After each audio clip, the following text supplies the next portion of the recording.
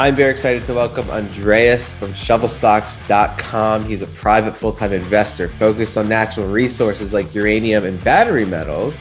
But now he has a contrarian opportunity, which is beaten down, and we want to get his insights on it. So welcome, Andreas. Yeah, hi Elliot. Nice to be on the channel. I watch your show regularly, so excited to be a guest today. Absolutely. Excited to have you. So could you just give us a quick background of kind of like what you invest in and kind of your thesis currently in the market? Yeah, so I'm always on the lookout for contrarian ideas. So, for example, I rode the tech wave like the last 10 years, but last year I switched all of my portfolio. I scaled into resources stocks, for example, uranium. So I'm a big bull on uranium stocks. So I have a lot of, for example, the developers in Africa and also some exploration companies. And I'm also invested in, let's say, battery metals like lithium, copper, and manganese. And one of the sectors that has basically the attributes of maybe, let's say, uranium, let's say 1 or 2 years ago, is biotech. And that's why, let's say, 20% of my portfolio is also in biotech companies. Okay, that is great to know exactly. Like, as value investors, you want to look at stuff that's being beaten down, and biotech has smashed straight to the floor. The XBI ETF absolutely crashing, and just every other biotech crashing. But this is clearly a growth industry, and it's clearly futuristic, and it will be extremely valuable. So to see this stuff beaten down screams like a potential contrarian play. Yeah, fully. So I mean, if you, as you mentioned, if you look at the XBI, this is basically the sector in ETF. You can see that from March 21, it was really just a complete downtrend. And even the COVID winners like Moderna and Biotech and Pfizer, even those who had really also revenues, because a lot of the biotech companies, they're pre-revenue. So even Moderna and BioNTech were really beaten down. And we are at the moment at a place where a lot of these biotech companies, they're even trading below cash level. So, I mean, of course, they are pre-revenue, so they will spend some of the cash, of course, but still it shows you how much they have been beaten down. Obviously, it's beaten down. It's a contrarian play. The market isn't interested in it, even though it's revolutionary. So, what is your take on the space? And just give us your thoughts that you wanted to share. Yeah, so first of all, I would say because your audience, because I of course discovered your channel through uranium and other let's say resources plays. So and some people wonder why I'm also interested in biotech, but I think there are a lot of similarities to resources companies. So you have this life cycle of in resources you have explorer, developer, and producer, and in biotech you have preclinical. So this is the stage where they're not testing the drug in humans yet, but they have maybe a concept or the testing in animals. Then you have clinical stage. So this is the stage where they have these three phases where they test the treatment for safety and if it's effective. And then they have basically the big pharma companies like your Pfizer's and your, let's say, Merck, so which are more like similar to the producers. And you have if you compare it to the Lassonde curve in resources investing, you have the best risk reward in this development phase, so the clinical companies. And there you can basically, because you know they're testing it in humans, you have maybe data readouts. And then based on the data, you can make a decision to enter the stock or scale into the stock. And there also you have this huge volatility. So, and this is also the excitement for the sector because you can have 10 baggers, 20 baggers, or even 100 baggers if you find the right company and if you play the volatility right. And of course, you have a market where if you find the right, they call it indications. So, for example, if they want to treat cancer or Alzheimer's or other diseases, if there, of course, you have a market, for example, cancer. I mean, it's sad, but you will always have customers, so you have demand, and if you have the right drug, basically, and if the profile of the data is great, the doctors will subscribe your treatment. So it is also let's say not too easy, but it's easy to calculate the potential or the total addressable market. of the treatment. Oh, absolutely. And the addressable market of these biotech treatments is massive, right? It's just Yeah. absolutely massive, which is why there's value in these assets. So I guess the question is the big revolutions in the space are really around genomics, right? Yeah, So so yeah. the that's how I also for so I started, let's say, in this space, say 2 or 3 years ago, put my feet a bit in the water and discovered different stocks, for example, also through ARK Invest, ARKG, but they changed also the way that they now select stocks. So I have a bit of different approach, but a big topic was genomics, so CRISPR. This is basically gene editing. But here's the first thing that I learned. A lot of these topics, they are often pushed by institutional investors because they may be positioned in these companies and they really drive up the valuations. And because the other thing to keep in mind when investing in these stocks is when will this be come to market? So to really be, and what is really the cost? Because, for example, for CRISPR, the these trials, I had some CRISPR stocks in the past, but these trials have been running like since 2017, 2018, and still none of these drugs are in the market. So and also there was one case where they cured a woman of sickle cell disease, but this treatment would cost 1 million US dollars. So what I look more for is one of the topics which of course came to the masses through COVID is RNA. So and this has already now been proven commercially. So if you can find stocks in that area, it's something that if you invest now, you can make sure that it will come to market in a couple of years. Also, a big topic is oncology, so everything around cancer, because there also the trials that are running there, you can really the companies you have to look for, can they in the trials really prove that their treatments are working, and they're and this is basically possible with these cancer treatments, and there's of course a huge need for them. Got it. So, right, we have the RNA technology and cancer. So, what's happening is these are genetic diseases that cause some sort of disruption in the DNA, and then that causes, the body to kind of freak out. But you're talking about repairing the DNA, which is revolutionary and just changing pretty much the fabric of the human body, and that just eradicates disease, right? Yeah, and you Yeah. can they're one of the my, let's say, highest conviction names, Immunity Bio, which we maybe talk about later. They have also an approach where you basically use your own immune system to treat basically a disease, because this is what we humans actually, I mean, the body is doing every day. You have your cells, and the cells basically fight the let's say the bad cells, let's say maybe cancerous cells or others, and you can really use these new type of treatments to amplify this. Just talking about this because it's just getting me interested. So thinking about gene editing, right? Because that's kind of what we're talking about, editing the genome, right? I actually have a biochemistry degree in undergrad. And Cool. I'm a CPA now, but I have a biochemistry degree, so I get this. But so editing the genome, that's what we're talking about. It's absolutely revolutionary because you can fix any genetic disorder like ALS, Lou Gehrig's disease, and things like that. But you can also fix like balding or blindness or all this stuff, right? It's not just cancer; it's anything pretty much in the human body you could fix, right?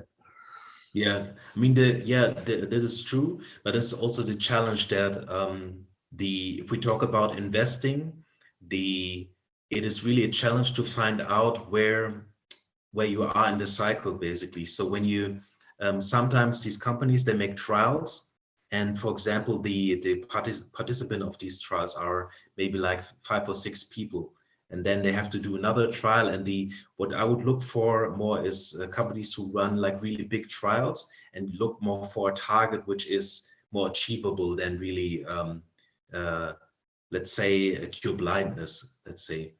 So this is what I learned, and so I also got excited about the sector for these type of indications like curing blindness or gene editing.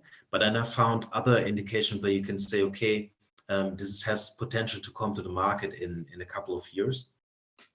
And yeah, so this would also be have some of the, for example, things that you could look for in these stocks, where you know which are the ones where you can, as a retail investor, can reach a 10x, or which are the ones where it's really tough to, yeah, to make a good performance.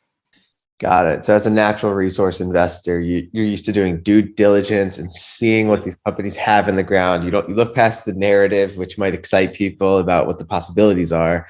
As an investor, you want that 10 bagger and you look at the real fundamentals. So what are some stocks and assets that excite you right now? Yeah, so I would first go into the, so what I look for. So it's important to look for high insider ownership.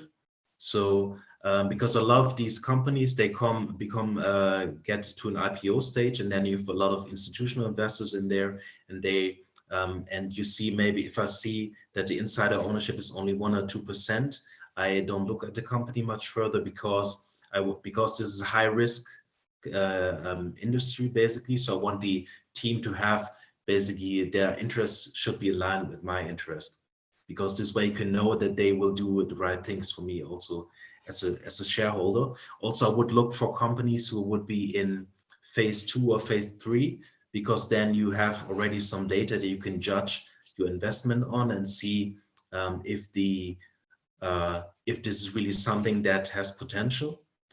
And also, I would look if the management team has a track record. So did they bring drugs to market before? Because sometimes going through this FDA process could be more complex, because it's very political, than really running these trials. And one of the companies that I'm at the moment which is my highest conviction name, is Immunity Bio. So Immunity Bio is an immune therapy company which is focused on oncology, and the founder is Dr. Patrick Soon-Shiong, and he has already a track record. So in the late 90s, he invented the drug Abraxane. So it's a pancreatic cancer drug, and in 2005 it was FDA approved. And then through his experiences in the industry, he found out that there's basically a dogma in cancer treatment. So because the dogma in oncology is currently that that if there's cancer, that you do like this big chemotherapy, but through that your immune system is harmed basically. And what happens is that the cancer will pop up somewhere else, and basically, so you have won the battle but not the war.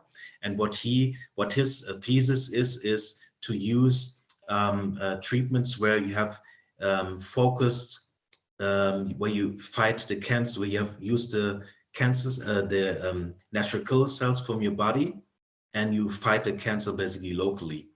And what he did is he sold his 2 companies in 2010 to Celgen and to Fresenius, and then with his own money he built his set of companies, which is called NantWorks. And one of these companies is called NantQuest. And in 2016, it came out of stealth mode. And he basically said that in roughly 5 years, he can, so is the cancer moonshot to kill cancer or to cure cancer. And so that's why in 2000, so if you go fast forward 5 years is 2021, and that's why it was a great time to look at this company last year and this year.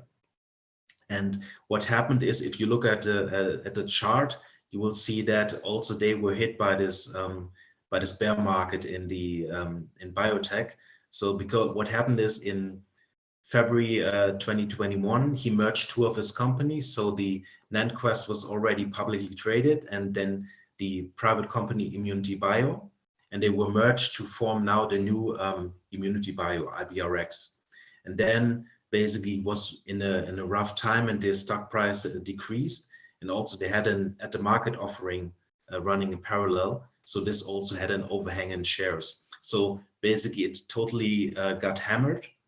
But and if you would look at it and say, yeah, this is not a really good investment, but if you look under the hood, you see that since that time, so in the last 12 months, the intrinsic value basically increased manifold. because they had multiple trial readouts, for example, for the bladder cancer trial. And so they had for this bladder cancer trial, they had 71% complete response. So that means is that you could basically say that that the cancer is gone, and they had 0 adverse events. And so this means they have really high safety profile. And in this area, bladder cancer, the standard of care is currently from Merck, Keytruda, and Keytruda has annual sales of let's say 17 billion US dollars. So it's a blockbuster drug, but the Keytruda has only 41% complete response, and they have 21% adverse events. So what I'm saying is that the standard, currently the process is running to get approval. So, and their safety profile is better. Their complete response is nearly double that of Keytruda. So the doctors will prescribe the treatment of ImmunityBio. And the current market cap is 2.5 billion. So and if they maybe just have parts of the sales of Keytruda, let's say maybe 2 billion, and you take a price of sales of 10, it's already 20 billion. So you can already, that is a 10x, for example. Yeah, the market is giving it a valuation of 2.7 billion, which is high, but you think that because approval of the drug is likely because it's safer than, let's say, the Merck drug, you think and the addressable market is so big, you think it could get like a $20 billion market cap? Yeah, I mean, even more, because they have multiple, so they have 40 trials running, of that multiple in phase 3, and bladder cancer is only one that is in phase 3. The other is pancreatic cancer, and pancreatic cancer is even more severe form of cancer, and there's no real treatment. And they have already shown in multiple trials that they can really help people who they have gone through 3 or 4 other treatments and had no response. And with ImmunityBio's drug called Anktiva, they had basically they had success, or they had a complete response from this cancer. And also what they have is a division for infectious diseases. So they have built up capacity in South Africa, and they are developing a COVID vaccine. They're also developing a vaccine for HIV. So this is what I meant at the beginning with having a full pipeline. So they have so many different things in the pipeline, and they all have proven that they work. So, and in my article on my blog shovelstocks.com, I have also shown that other biotech companies and what market cap they have. And I think that if ImmunityBio can bring multiple treatments to market, they will in a couple of years be at above 100 billion market cap, just because of the markets that they cover, and because their treatments will basically become the standard of care. Yeah, well, if it becomes the standard of care across the world, absolutely. So essentially the revolutionary technology here is it's using the immune system, which already functions to attack, bad things in the body. It's using that to target the disrupted cancer genes somehow. Yeah, exactly. So the natural killer cells. So we have what basically happens in the body is every day there could be cancerous cells developing, but what your body is doing is the so-called natural killer cells, they attack these cells and they just destroy them. So this is what your immune system basically is said easily, or in an easy way. And basically there are ways to activate the immune system if you have cancer, for example, and then to attack these cells. So instead of doing usual chemotherapy, which weakens your immune system, what ImmunityBio is doing is they're targeting specifically, like, let's say, like a sniper, they're targeting these cells. And they usually would say, okay, this is more like it's a science fiction, but they have already proven that it works. And that's why I'm so bullish. Also, what I forgot to mention at the beginning is Dr. Patrick Soon-Shiong holds 80% of the company. He has his own money in there. And he I think in 2020, he participated in another equity raising, and he paid more than the current market price. So he has skin in the game, and that's why I'm so bullish on this stock basically. Yeah. Well, okay. So the key to success in pharmaceutical investing is finding someone who's done the research and can foresee a likely approval. Because as soon as this gets any favorable approval, it's going to spike like crazy, right? Yes, exactly. So, Yeah, yeah. the interesting thing with biotech stocks. So when you're in the trial phase, you have data readouts. This is similar if you're in exploration or in development. You have maybe the resource estimate, or you have drill results, and then you have basically an event that in biotech is special because the data you have to really interpret. So you have to read it, and sometimes you have these algorithms. They will, if they read the wrong words, they will just sell off. Then you have, that's why you see in the charts these big drops. But if you know the company and you know how to interpret it, this is really, you can buy these dips basically. And then at a later stage when it gets approved, yeah, you have this price confirmation, and it could 5x, 10x. Some of these stocks, like for example, you mentioned the gene editing. For example, in 2021, I held Intelia. They had favorable trial results, and then the share price increased by 100% in 1 or 2 days. So, but then you also have to be careful if that's why you have to really know these companies. That's why I mentioned, do they have, is it soon that they will bring it to market? If not, then sometimes you maybe exit, because then it could be that for a long time nothing happens. And so that's why you have to see how you can time basically this thing. Oh, absolutely. Yeah. No, it's very risky, but also very rewarding potentially. What everyone hates is the at the money, share dilution program to raise capital. So do they have enough cash, or are they going to need to keep just diluting investors potentially? You mean Immunity Bio or? Immunity Bio, yeah. Yeah, yeah. So they raised so they had in December, and that's why the share price now. So you can see if you look at this chart if you look at December and then see the trend, it's now basically in an uptrend. So they broke the downtrend, because in December they released a PR where they said that Dr. Patrick Soon-Shiong has basically put in through financing another 300 million from his own money. And so now they're totally financed, and they also listed all the trial successes that they have, and that they will talk with the FDA this year. And now basically they are have enough cash, and the stock prices is in an uptrend. So the base was, let's say, around $6. And of course there was volatility with the situation now in Ukraine and so forth, but the downtrend is broken. They have enough cash, and yeah, they have some catalysts coming up. Very interesting. Hopefully you're proven right about that. And so where can people go to stay on top of these updates and learn more? Yeah, so I have my blog, shovel-stocks.com. I'm also pretty active on Twitter at shovelstocks.